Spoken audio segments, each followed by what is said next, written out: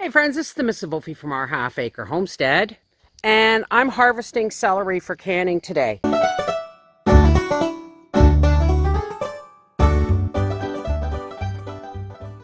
Now what I'm doing is, because, let me see if I can find one here, because these are the good ones. Some of my celery has been chewed, and it makes it woody and hollow, and some of them are tough, but I'm going to say about 50% of these two beds is still good for canning. So that's what I'm doing. I'm actually sorting through them here with my knife and leaving the rest to compost over winter. So I pulled it and cut the bottoms off. I've got one more piece that I just left, but I'm cutting off the bottoms and the tops and putting them in here so that I can get them in the house without dragging in all the dirt and upper leaves. So here is our celery, which I left to sit in water overnight.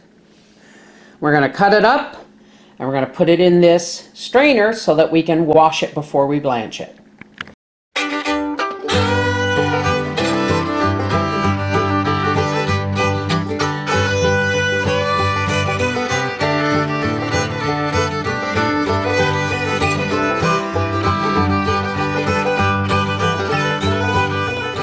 Okay, so here is the last of the celery. There might be one or two stalks out there, but I kind of left a few just in case I have some meat and broth to cook down. So I'll meet you at the stove after I've washed this so that we can go on to blanching it.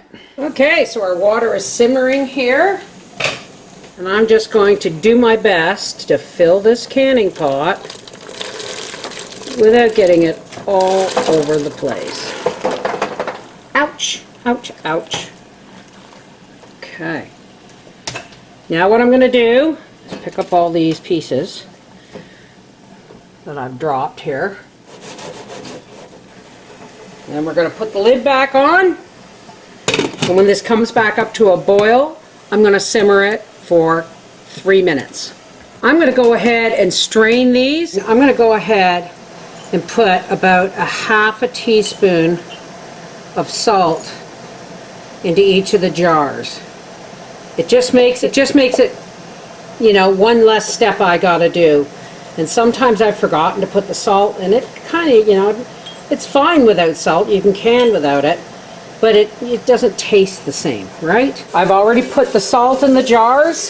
Here's my washed lids, well, my washed rings, my washed and rinsed lids.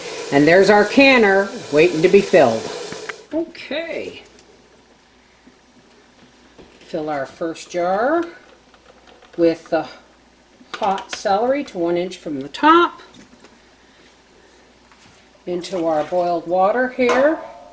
We're going to top that up to the bottom of the funnel. And remember, I've already added the salt ahead of time. We're going to debubble. People say, why do I lose liquid? Well, it's because you didn't debubble properly. 9 times out of 10, that's the reason. Always, always, wipe your rims with a clean, damp paper towel. Fresh lid. And into the canner that goes.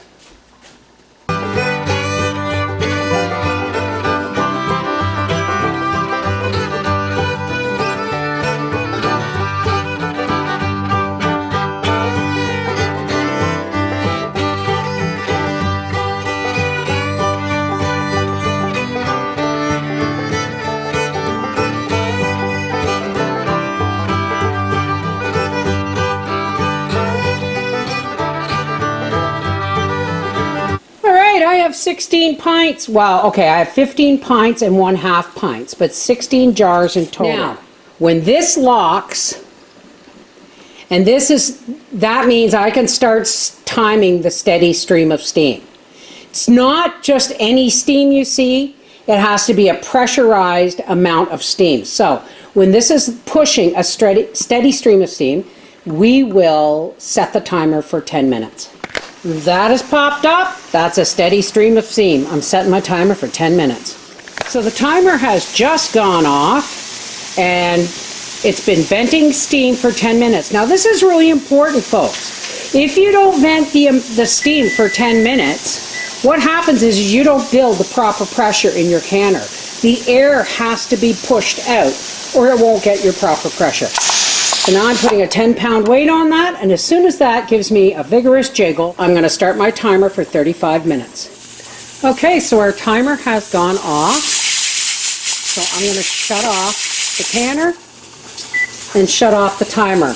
Now you got to let this cool naturally, folks. Don't wrap it in wet towels. Don't jiggle the weight. For God's sakes, don't try and open it.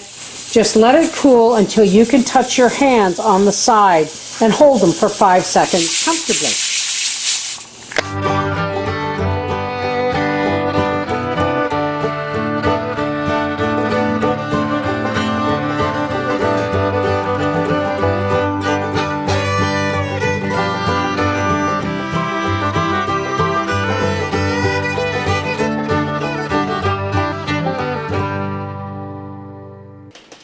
Yeah, don't look at the makeup. This is the Miss Wolfie from our half-acre homestead saying, my work's done for today. It's time for Freaky Friday. Mwah! Take care. God bless.